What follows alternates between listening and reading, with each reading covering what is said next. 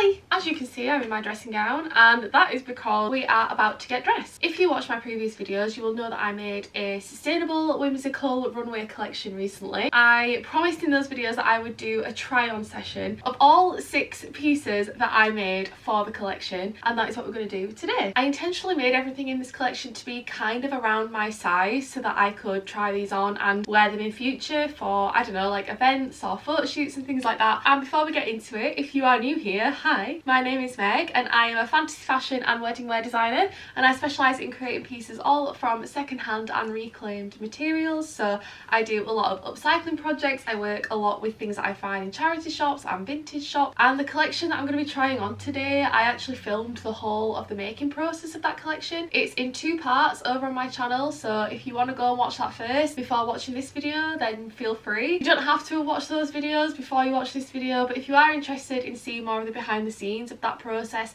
and the fashion show that they were in as well, then I'll leave those videos linked below. I'm gonna probably do like a split screen situation where I'll commentate on one half of the screen on the thing that I'm wearing in the other half of the screen. I've got my lovely pieces here, so let's just get straight into it. So I'm gonna leave a little space over here to put each video, and if you see me looking down, it's because I've got my laptop here in front of me. I'm just kind of like looking at the videos just to kind of reference back.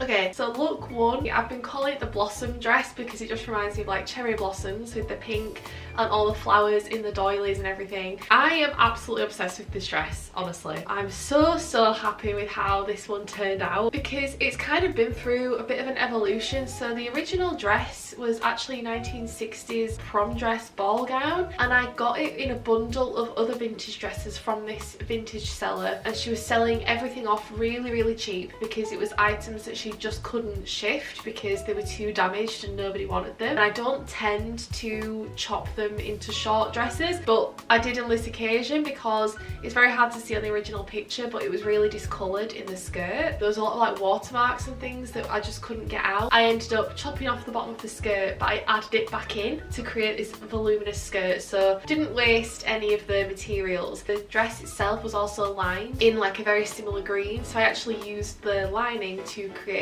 the sleeve. The first version of this dress was a little bit more witchy, but I don't know, it was just sat there on my rail and I was like, it still just feels like it's just not enough, there needs to be more. So yeah, I really went to town. I like ruched up the skirt, added loads more stuff, and actually tried this off the shoulder as well as on the shoulder, and I really like how it looks both ways actually. Off the shoulder definitely feels a bit more sassy, a little bit more whimsical, but I feel like on the shoulder still looks really nice and definitely makes it look a little bit more unique. I think this is possibly my favourite, or if not my second favourite, of the whole collection, and paired with the pink platform boots. I got those off of Vinted. My god, they are really tight. I could barely get my calves into them, but it just works so well, so I'm so glad that I bought those. And like the little matching accessories that I made to go with it and everything, like I absolutely love this dress. Yeah, I don't know, we're starting off strong with this one. I should also say a lot of these pieces I really do envision being styled up in a much more maximalist, editorial, edgy kind of way. Like for example, I feel like a really crazy hairstyle would look so cool with this, and some really interesting makeup and stuff. I don't know, hopefully I'll get to do some photo shoots at some point and kind of bring those visions to life, if you will. So yeah, look 1, no notes. I really love this one. So the second outfit to make it down the runway was my ballet shoe corset, which is one of my favourite things I've ever made, not just because of the outcome but because of the process of making it. I just loved this project so much. I basically salvaged a box of old ballet shoes from a theatre that was closing down. I got the whole box for £3, and I still have a load more as well, a load of point shoes that I want to do another project with, just haven't got around to it yet. And I chopped up all of the yellow ballet shoes and laid them up into this really like over the top corset. So I really wanted to feature it on the runway, and I needed something simple and easy to make to go with it for the runway, so that's why I created like the teapot skirt, shorts, skirt kind of situation. But honestly, I don't know, I think it definitely looked better on the model than it does on me. There's something not quite right here, and I think what I realised is that I think the lace and the teapots are just too much. When I had this on, I was thinking, oh actually, if I didn't have the lace and if it was just a little pair of like yellow shorts, but I actually feel like it would look better over the top of some kind of like leotard or like briefs with like tights, like really lean into the ballet thing, or a tutu, like an old vintagey tutu that was a bit tattered. Something like that might look really cool. The corset itself is a more 18th century kind of silhouette, so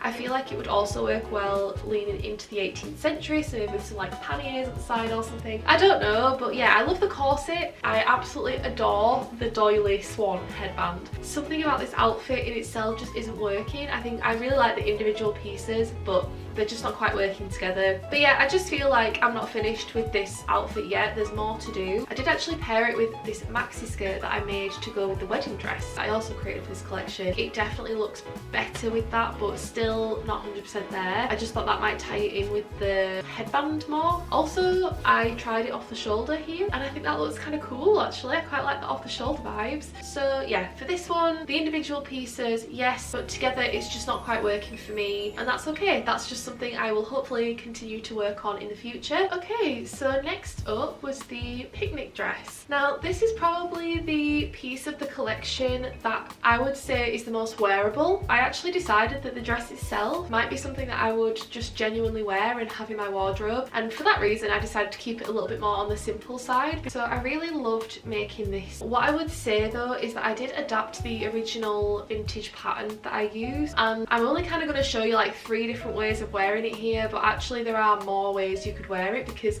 the whole dress was essentially made reversible on both sides, and it can be reversed back to front as well with different closures on each. It's hard to explain because of the construction of it. Essentially one side is just a top and doesn't have a skirt, and that's got like eyelets that lace that up, and then the other side is the side that goes over the top of that, which has the big lace ribbon tie. I kind of messed up a little bit here because I think I should have added a skirt to the side that's more like a top to help balance the whole thing out. When it like overlaps, it creates a bit of a gap underneath. So if I was to make a dress similar to this again, I would add a skirt on both sides, even if one of the sides is going to get covered up and not be seen. It was unfortunately way too big for the model that was wearing it on the runway. One of my models dropped out on the day, and so I was really thankful to the model that ended up wearing this dress because she stepped in for me really last minute, and she wasn't even planning on modelling at all that day. But unfortunately that meant the dress was way too big for her, so I had to make some very quick adjustments, but it did look too big. And then now I'm trying it on here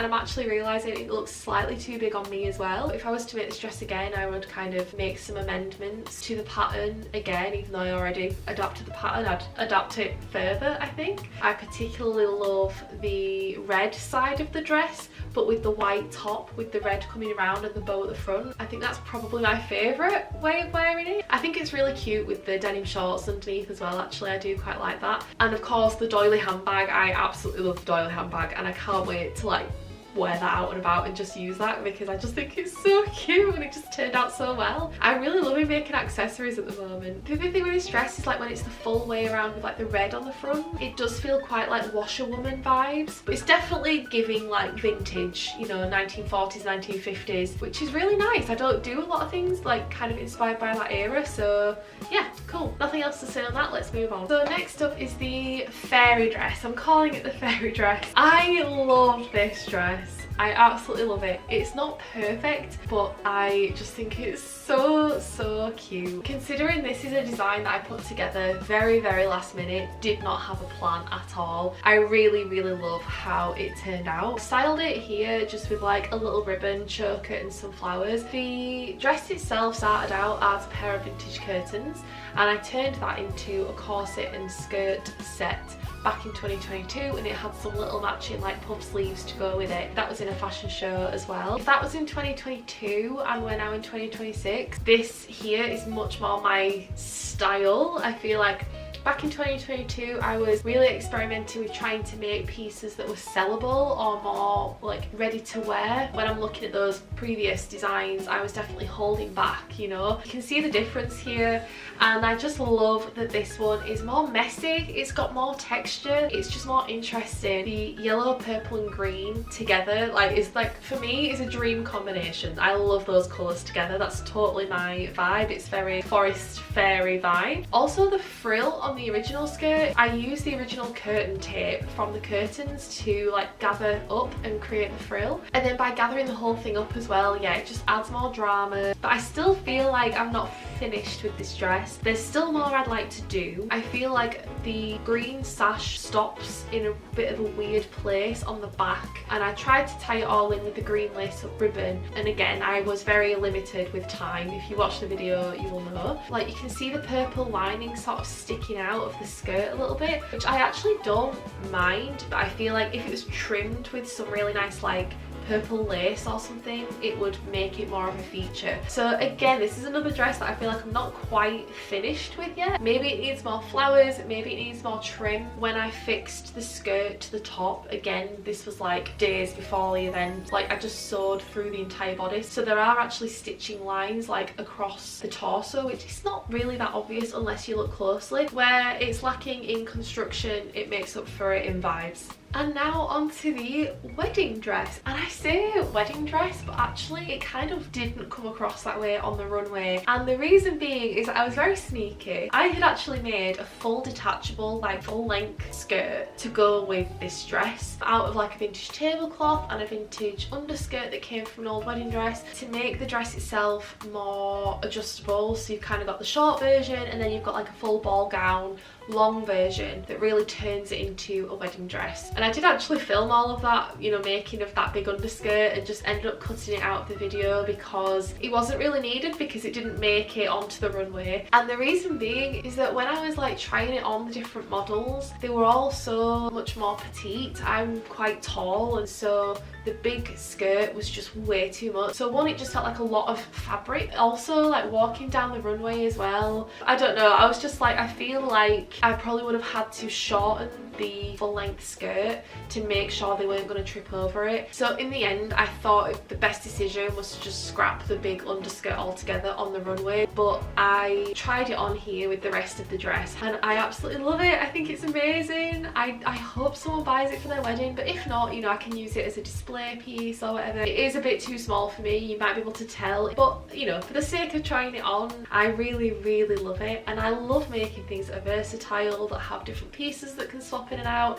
I love all the details. Again, I feel like I could add more. I feel like there's always more, but yeah, it's hard to strike that balance sometimes of like, when is it too far and when does it become more of like an art piece as opposed to something that somebody is actually going to wear. But it's beautiful and I love it, and I love the sleeves especially. And last but not least is the doily dress. Now, if you watched my videos of making this collection, you will know what an absolute pain it was making this dress. But it was totally worth it because I absolutely love it. I love it so much. I just love how crazy it is. I love the placement of all the doilies. I love the colours. I love the little frill around the neckline and the matching headband as well. I styled it with some like necklaces and earrings and stuff here. And I also styled it with the pink platform boots and a pair of like pinky white tights, which I really like. I feel like that works quite well. I love this one. I'd honestly, like, I don't know what else to say about it. It is very short, which was part of the design, but it is very short. So I was like, if I'm ever gonna wear this anywhere for anything, I'll definitely have to make a little pair of bloomers or something to go underneath it. The other thing with this dress is I feel like it could be styled in a lot of different ways. Like, it's sort of very girlish and cutesy, and I think we could definitely go down that avenue with the styling of it, like bows and frills and like maybe like a little tea party like kind of photo shoot or something like that. But I also feel like there's other elements, like it definitely does have a bit of an 18th century silhouette to it, so it'd be quite interesting to style it in a way that leans more into that, with maybe like an 18th century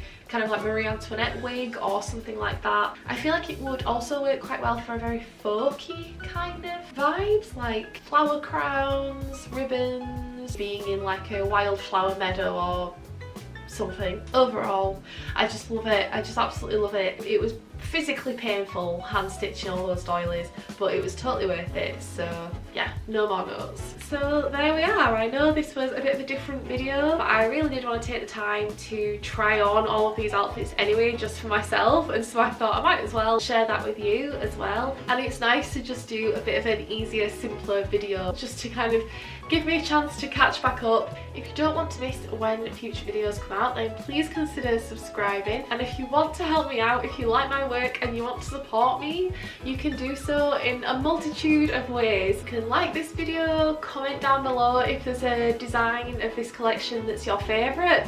Maybe you could comment that below, let me know, and that will also help the algorithm push this out to more people. And if you want to support me in a more significant way, then you can join my Patreon. You can join from as little as $1 a month, which I think here in the UK is like 80p a month. So if you would be willing to contribute 80p a month towards the growth of this channel and towards future projects, then I'll leave a link in the description so you can do that and join these other amazing people that have already joined my Patreon. There are different tiers available depending on what you feel comfortable contributing, and you get your name credited in every video. With that, I will leave you there and I will see you soon in the next video. Until then, take care, thank you for watching, and I'll see you soon. Bye!